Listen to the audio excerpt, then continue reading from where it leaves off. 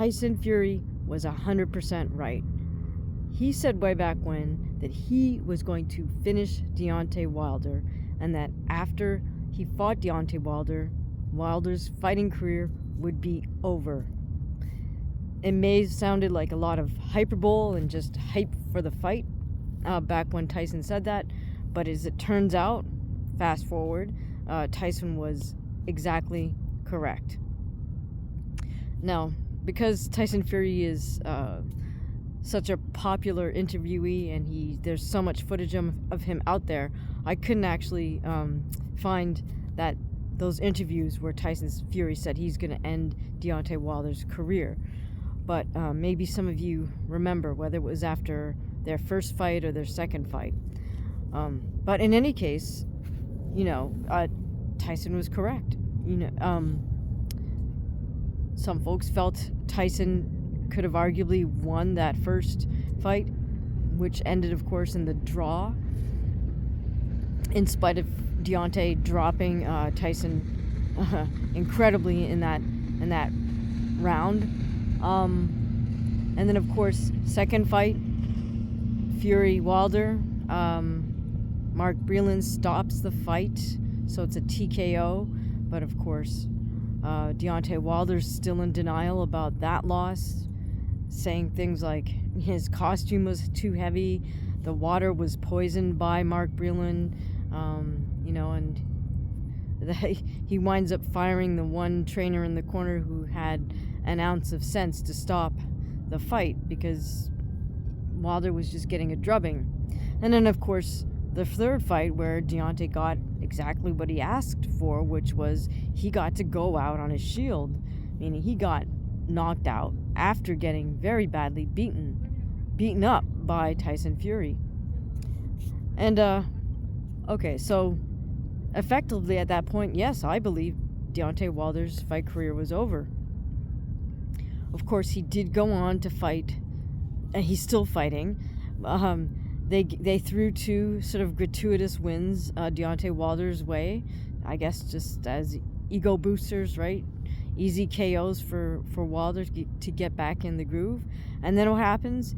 He steps in there with Joseph Parker, who just puts a real beating on him and absolutely exposed Deontay Wilder as having regressed. Now that's, I did an in-depth breakdown on Parker versus Wilder, and explain why, what I saw, and I stand by that. Deontay Wilder unfortunately went backwards, probably from those beatings that Tyson Fury gave him, but his defensive skills have just evaporated, and he's sort of resorted to what I call a sub-amateur level of reaction in the ring to an onslaught. There's no way in heck you want to see somebody who wants to make an amateur debut. You don't want to see them leaning back from punches and sticking their arms way out to the sides like you want to see them shelled up with their hands to their head, if anything. If they get scared, or their sparring partners unleashing a barrage on them. As I said, if I ever saw somebody react the way Deontay Wilder was reacting to Joseph Parker's onslaught, I would say you may absolutely not make your amateur debut just yet, because you're not ready. Okay, so fast forward to present moment, and they've announced that Deontay Wilder will be fighting ZHANG Zhileo on June 1st on the Beterbiev Bivol undercard. So here are my thoughts. Aside from the fact that I don't want to see Deontay Wilder ever fight again, period. Well, obviously he wants to keep fighting, and the industry knows that he's still a draw. So they're not going to be kind and just hand him money for nothing and say, here's a retirement package, Deontay. You've done enough for us. Just take this money and go enjoy the rest of your life, and don't don't potentially sacrifice your future health for our entertainment anymore. You've done enough for us. No, of course. Instead, they're going to match him up and squeeze a few more dollars out of the Deontay Wilder industry. So, they know they can't make money if they throw him an absolute BUM, right? So they got to throw Deontay Wilder somebody that's viable but not too much of a threat. So who did they pick? Of course, they pick within the top 10. They picked ZHANG Zhileo, presumably because Zhang just lost to Joseph Parker, admittedly by decision, and admittedly, really Zhang kind of threw that fight away. And of course, Zhang is over 40 years old. So on paper, it looks like they're trying to throw Wilder a potentially quote-unquote easy opponent in a 40-year-old who lost to the same person that just beat Deontay. Okay, but here's the problem. Without even analyzing Zhang's strengths versus Wilder, Wilder's problem is that he regressed so far, and that was so obvious in the Parker fight, that he would literally have to put himself into, I guess, a boxing rehab camp in order to just bring himself out to ground zero, where I'd say, hey, yeah, okay, you could still fight, pro. You kind of rebuilt that skill set that got undermined, presumably by you taking too many hard shots from Tyson Fury. So, what I mean by that, in order to get Deontay to not react the way he reacted in the Joseph Parker fight, it would take a lot of work, not just on Deontay's part, but also on the trainer's part, and even more so on a couple of really dedicated, intelligent, compassionate sparring partners who presumably you're going to pay really, really well, because it would be a ton of work. What do I mean by that? Well, first, the boxing trainer would have to do a ton of drills with Deontay to undrill the bad habits. In other words, the bad habits of leaning back from punches, from sticking his chin up, and from sticking his arms out way too wide. So he'd have to drill the exact opposite, just tons and tons of rounds. And then once that skill set was rebuilt with Deontay, whether it's blocking punches, parrying punches, slipping punches, and weaving under punches, all of those defensive moves would have to get drilled extensively with a boxing trainer.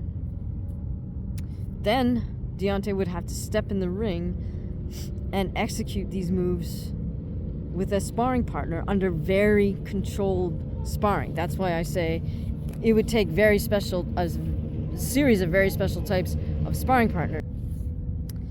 And all of these sparring partners that I'm imagining would have to be willing to take the direction from Deontay's coach, because Deontay could only deal with incredibly controlled sparring when he first is trying to implement his rebuilt defensive skills. So, for example, the trainer could say, okay, for this entire sparring session, all I want you to do, Deontay, is you're going to parry the jab and then, say, roll back and slip the right hand, or whatever it is. But just one simple task. And then he's going to have to get that sparring partner to just throw whatever specific punches he wants, presumably jabs and right hands only. And that's where the sparring partner has to be well chosen, because they have to be able to deliver those punches as if they really mean it, but not at 100% speed and not at 100% power, and kind of gauge where Deontay's at in live time and dial it back just a bit. So in other words, the sparring partner has to be somewhat compassionate and also intelligent, because they have to be able to figure out just how far they can push Deontay without actually, wailing on him. And it would take a series of sessions like that to kind of rebuild Wilder.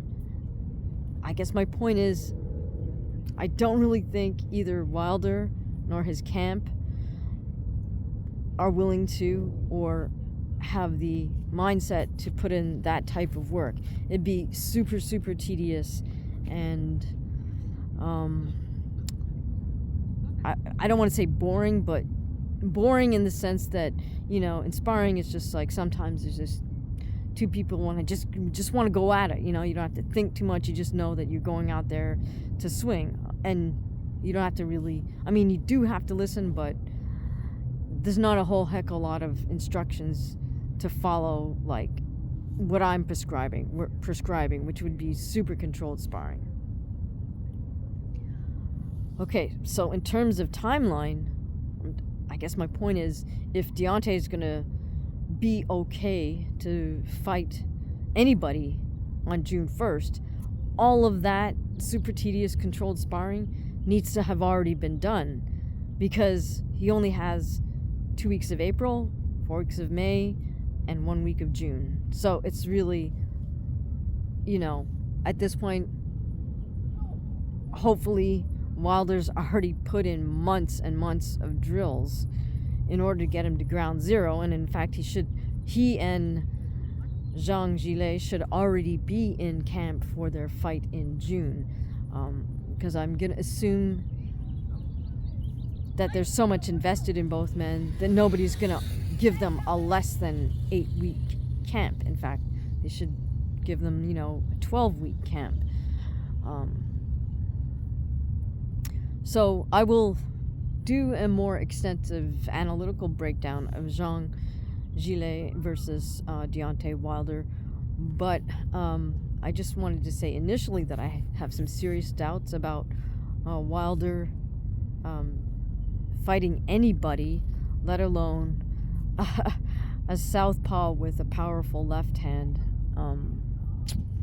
even though he's over 40, because if any division where that age is less of a factor, it's certainly heavyweight. So tell me what you guys' initial reaction is to hearing that Wilder's going to take on ZHANG Zhileo. Please let me know what you think in the comments below. Thank you for listening.